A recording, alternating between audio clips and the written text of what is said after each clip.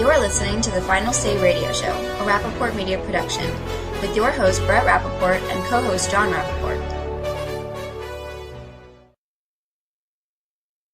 Without further ado, I want to welcome to the Final Say Radio Show Rabbi Spero.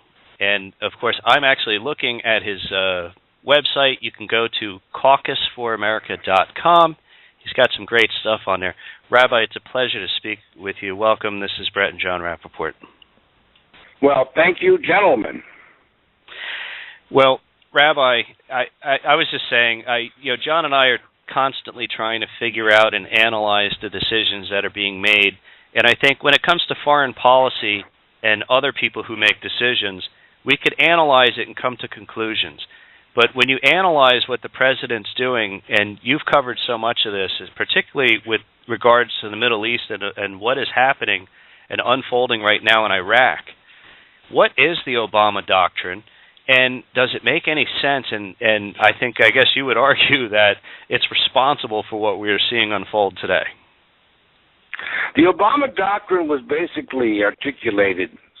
It was set out in 2009 when President Obama went to Cairo, made that famous speech. It was the first time I think he had been overseas.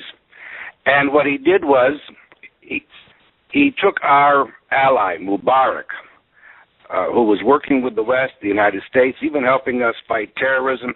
It kept the peace for those 30 years with Israel. He basically rebuked him in his own country, in Egypt. He rebuffed him. And he invited the Muslim Brotherhood to come and hear his speech, which was the stamp of approval that the Muslim Brotherhood was craving. They now have the legitimacy of the United States behind them.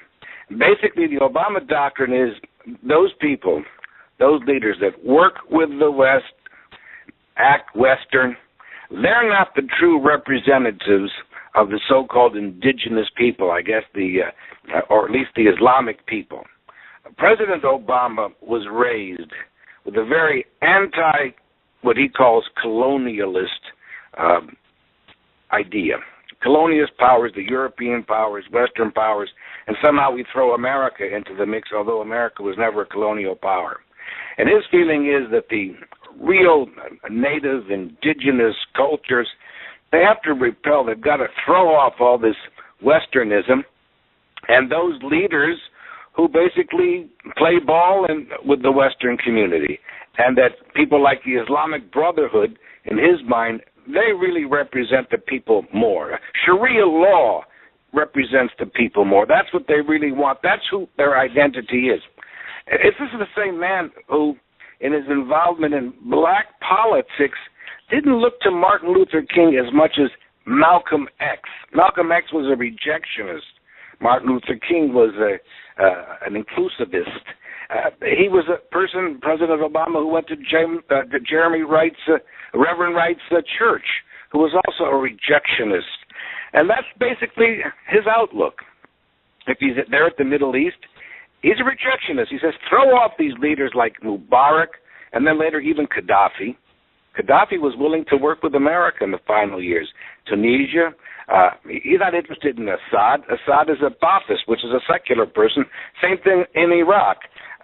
Saddam Hussein was a secular person. I don't think that Barack Obama would have wanted to work with him either. He was a Muslim, Saddam Hussein, but not an Islamist. So that's the Obama doctrine, and I think we're suffering for that because all of these leaders, be they in Egypt and be they in Syria, now Iraq, and maybe soon to be Jordan, that have Western ties, that they're not part of instituting Sharia and the Caliphate, they're all going asunder and being replaced by the Islamist Caliphate Sharia Brigade. Rabbi Spero, I'm glad you bring that up the way you did, because I think it's fair to say that America post-World War II did inherit a real cluster of quasi-nation states that were, to a large extent, a result of both the failed Ottoman Empire in World War I and the oil and anti-Nazism, clan relationships that developed post-World War II, and we did inherit that. So that's a problem that I think all American presidents have faced. But here's how I see this thing having built up. we have a situation where we have tribalism, probably most exemplified by Afghanistan, that there seems to be no modern cure for. We have a global, and let's call that a local level. At a more regional level, we have this Shia-Sunni divide, which is pan-Middle Eastern and is a complete and total nightmare.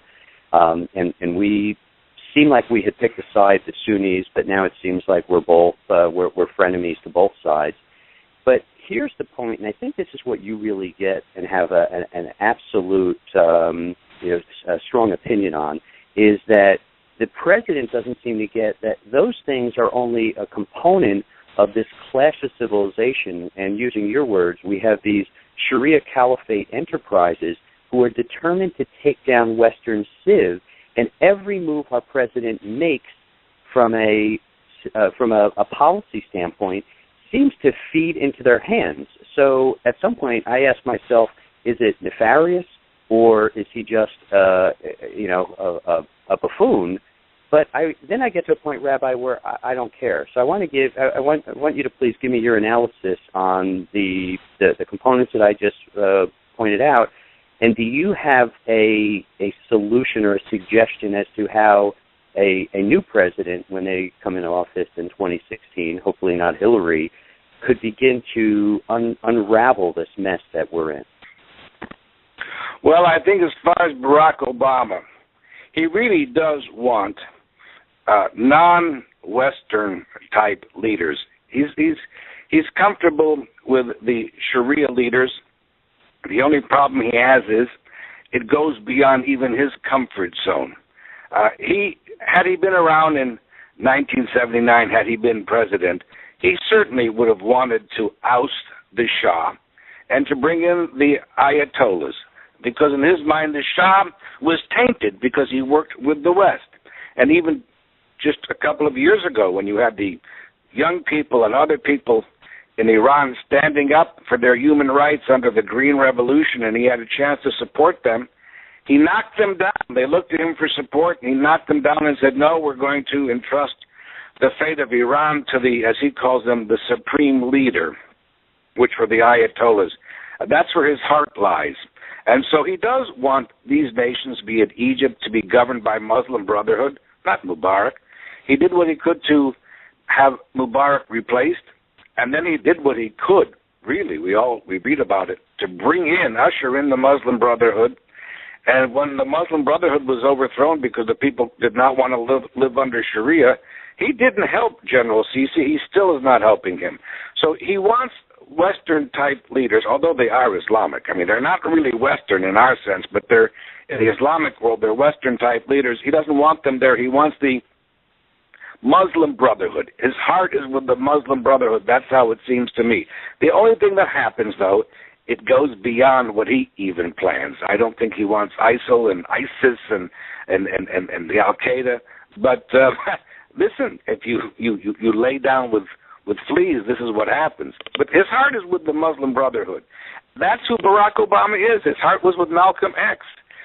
He's a radical by nature. Even his policies, he's not a liberal. He's a Marxist. He's a radical by nature. But it goes further than he would want, I think, in the case of Iraq. But as far as the next president, listen, we're not supposed to do nation building. That was the one mistake I think George Bush made. We're supposed to make sure that our country isn't attacked, that we're protected. But this idea that we were going to build democracies in Iraq and Afghanistan, forget about it. They don't want that. These people want Sharia. It's just that to what degree, how harsh? Do they want Sharia from 200 years ago, or do they want Sharia from 1,200 years ago? So we should stay out of their fights. We always get shafted. Gentlemen, we always get shafted. If we're on the side of the Shiites, then we get shafted from the Sunnis, and then the very people that we protect, they later make deals with the very people that we were protecting them from. There's no loyalty to us. I'm sick and tired of American young men and women losing their lives so as to protect Islam from Islam. We did it in Kuwait, in Bosnia, Iran, Afghanistan, enough. The only thing I want us to do is to protect America, and we do that by allowing our law enforcement to profile that category of individuals, young men generally, who are most likely to be engaged in Boston bombings, Christmas bombings, Times Square bombings, Fort Hood bombings. That's what we have to do to protect ourselves domestically. Yeah, I agree with that. Rabbi, first I want to comment on what you said regarding the Green Movement. And I actually think that may be the biggest foreign policy, if not one of the biggest foreign policy blunders in the history of this nation, quite possibly the history of all nations, because that was one miscalculation, not backing that could have or may have changed the history of the Middle East. And instead it went the opposite way, where you most likely already have a nuclear Iran. And that was a huge mistake. I also agree with you. We always get shafted in the Middle East, and when people here were complaining, we're only in Iraq for the oil, well, no, we're only in Iraq to protect China's oil projects. So let's be clear about that. And it's an absolute disgrace, and that's why I agree with you. Let's not lose American men and women for what we can't solve. We can't solve the problems of these Middle East nations. We can't. We don't need to be there anymore for the oil. If the Obama administration would not stand in the way between what we have in natural gas through fracking and what we can now do through horizontal drilling to uncover and to bring to surface all these oil wells that up till now were difficult to apprehend, but can now, because of horizontal drilling, we can do it.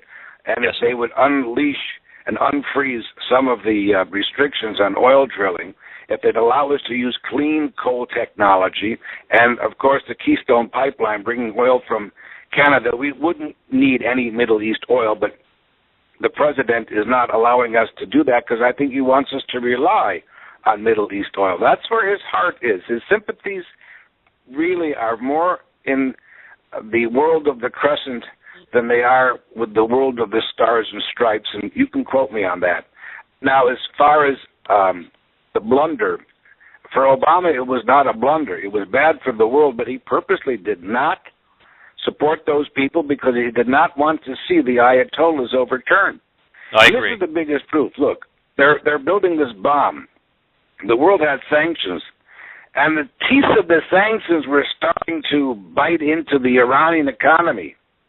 And they were almost going to scream uncle, and Obama came and he saved them under cover of, well, there's been a new election, a new president. Somehow the Iranians changed, and he said, now it's time to lift the sanctions, unfreeze the assets, begin trading with them, buy their oil, which was basically a green light for them to produce this atomic bomb. It's hard for an American to accept this, but their president does not have the same desires as what most of the American people desire. I don't think President Obama ever, God forbid, wants the Iranians to use a bomb, but I do think he wants them to have one because it would exert enormous pressure over Israel. And what's very important to President Obama is that Jerusalem no longer be under Jewish control, but be under international and Islamic control, and the Iranian bomb might facilitate that. He doesn't think like any president we've ever had. He's worse than Jimmy Carter. No, he's kind of like Wilson, Carter, and FDR times 10. But I'm looking at your article here, and I think you raise an excellent point where you say too many, I fear, are missing the real point. We had never attacked Iraq back in 2004, and even if Saddam Hussein was today still in power, this attack against Iraq, which is being attempted by the Islamists to take over the country, would still be happening. That is one of the most clear and concise remarks that I've heard anyone write out there, and I think you're absolutely correct. In fact, I often argue that we shouldn't have gone into Iraq in the first place, but your point is spot on. What's happening today was going to happen regardless. It's just a matter of, are we going to defend ourselves against it, and which side do we pick if we do at all? Absolutely. These people that want to bring in the caliphate, pan-Sharia, and want to revert back to all these barbaric ways, they would have gone after Saddam Hussein if he was around today. Because Saddam Hussein, as brutal as he was, and he was a Muslim, but he was a secular Muslim. He was a Ba'athist. He was not an Islamist. He was a terrorist, but not a jihadist. And they would have gone after him, just like they're going after Assad. And just like they'll go after King of Jordan, they'll go after King Hussein. They will. George Bush never attacked Jordan. He never attacked Syria. Yet this group went after Assad in Syria. They will go after Hussein in Jordan, and they would have gone after Saddam Hussein even if we had never touched Saddam Hussein, because it's a war for the caliphate against the old-time Arab leader who was Muslim, but, you know, not particularly religious, not interested in Sharia. Saddam Hussein wanted to spread himself, not Sharia. And I wrote it because it's obvious, and no one's saying it because they're all stuck on this whole thing about should we have kept troops in, did we leave too early, how many. They're missing the whole point. Rabbi, I want to pull you back to Israel. You made a great point, and it's something that concerns me deeply. This concept of the Jerusalem being an international city. First, you opened the show by discussing the idea of the president supporting indigenous peoples when they're radical Islamists. The very fact of the matter is, and of course you're a rabbi, clearly a man of faith, you understand this in the deepest way, the Temple Mount, Jerusalem in general, and Israel, of course, proper, is the home of the Jews who are the indigenous people. That doesn't mean there aren't other people who have a history of living there, but there is nobody who has a deeper-rooted and longer tie there. And we have already seen in our lifetimes what it means to have Jerusalem in the hands of somebody other than the Jews. It was disastrous for Jews, it was disastrous for Christians, and it was really scary. And the reason why you have a mosque sitting on the Temple Mount is to show that they were victorious. And as you've probably seen personally, I just witnessed very recently, I just came back from Israel about 10 days ago, is a Jew standing up, or a Christian, standing up and walking across the Temple Mount, one of the holiest places, even under Israeli, quote-unquote, control or guard, is at personal risk and needs armed guards. There is no way if this became an international city, given the extreme bias of the UN against Israel, that Israel doesn't begin to crumble, and it would happen at the hands of this president. So what I want to ask you, following that analysis, is do you think that, particularly our Jewish brethren in this country, that enough of them are going to wake up and see what Obama has done to Israel and a lack of support for the Jewish people and the root of our Judeo-Christian shared value system, and what does that potentially mean to a Hillary campaign who seems to be anointed by that same community? Well, there's no question. Everyone knows that Obama feels antagonistic to Israel. Remember, Obama is the first president that was not raised on the Bible.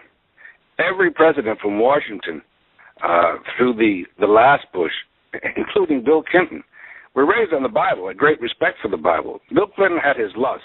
I can't blame him for that. He should have been able to curb them. He had lusts, but he had great respect for the Bible. Bill Clinton would never have taken on the Catholic Church as Obama has taken them on with this whole Obamacare, forcing them to do things that are against their religious outlook and their faith, because he had respect for the Bible. He was raised with it. Obama was not raised with the Bible. He was raised with the Quran. So Israel is not part of his history. His narrative is not part of his religious background. The Jews know this. Unfortunately, and listen, we have to speak honestly, otherwise there's no sense for me to be on the radio. Your time is precious and so is mine. We're not dealing today with the same Jewish community that we were in my father's time. It's not your father's Jewish community here in America. Unfortunately, about half of the Jewish community, they're more concerned about the social issues than they are about the survival of Israel. And where in the past, during the Jimmy Carter years, the first George Bush years, one could appeal to the Jewish community regarding elections regarding Israel, who is best for Israel, 50% of today's Jewish community does not care about that. That's very unfortunate. About 35-40% care very deeply, and maybe half care, but half definitely don't care. As far as Hillary Clinton, of course they're going to vote for Hillary Clinton. She's their goddess. They made her. They publicized her. They made her. The whole Upper West Side New York crowd. They made the image makers of Hillary Clinton were that crowd. They're very tied to her. Unfortunately, too many in the Jewish community are tied to this idea of having a black president, no matter how incompetent he is. And they're very tied to having Hillary Clinton. She's a symbol for them. She's an icon for many of these left-wing Jewish ladies and left-wing Jewish men. So it's we'll have to. Well, I don't think we can count on the Jewish community as far as that. Now, as far as Jerusalem, it's a very interesting point. The Jewish people, although they remained in Jerusalem always since the time of David, they've been there. But there was an exile about 1,800 years ago when the Romans came and destroyed the temple. Nobody came during those 1,800 years and made that land flourish. You go to Israel today, which when Mark Twain went in the 1800s, he said it was barren, it was desert-like, it was parched. Today it's flourishing. Fruits, vegetables, farms, cities, industries, settlements, towns. A beautiful Jerusalem. Jerusalem looks better today than it ever did. Who did that? The Jewish people. You know why? Because to them, Jerusalem is precious. During the years that the nomads and some of the Arabs and Muslims were in Jerusalem, they did nothing to improve it because they don't feel that attachment. It's only when Israel has now built it up, they want it. Like they want Tel Aviv that we built up, and they want Haifa that the Jewish people built up. They want what other people built up. But Israel can never give up Jerusalem because Jerusalem is the symbol. The world doesn't care if the Israelis keep Tel Aviv. That's fine. The Israelis can even keep Haifa. It's Jerusalem because that's the symbol. When the Israelis relinquished Jerusalem, God forbid, they relinquished the symbol. Rabbi Spero, we're coming to the end of the program today, and I just want to add this to your comment. I think that Jerusalem is so beautiful that it is actually nicer and more built up than most of the cities in the United States today, which are actually falling down. But, Rabbi, thank you so much for joining us today. And please, again, I know that your website is caucusforamerica.com, but if you have anything else you'd like to share with our listeners, please take the opportunity. I did write a book called Push Back. That's what we have to do, reclaiming our American Judeo-Christian spirit. What made this country great was the ethos of the Judeo-Christian outlook. It's trying, there are many that want to destroy it, transform this country by maligning the Judeo-Christian outlook. We have to push back. And if you buy the book, you read the book, you'll get some ideas, but certainly it will give you confidence. It's your country. Fight for it. This is a battle for the soul of America. It's a battle for our heritage. It's a battle to leave our children and grandchildren the America that we were bequeathed. Excellent, and I agree with you 100%, and we will certainly promote that for you as well. Rabbi Spero, thanks again for joining Brett and John Rappaport here on the Final Say Radio Show, and as always, we look forward to having you back in the future. Take care. Thanks very much. All right, have a good afternoon. Great stuff from the Rabbi, and again, folks, please go to caucusforamerica.com, and you can check out all that he posts on his website and good articles. And hey, pick up a copy of his book and help support him as you would anyone else who's on the program.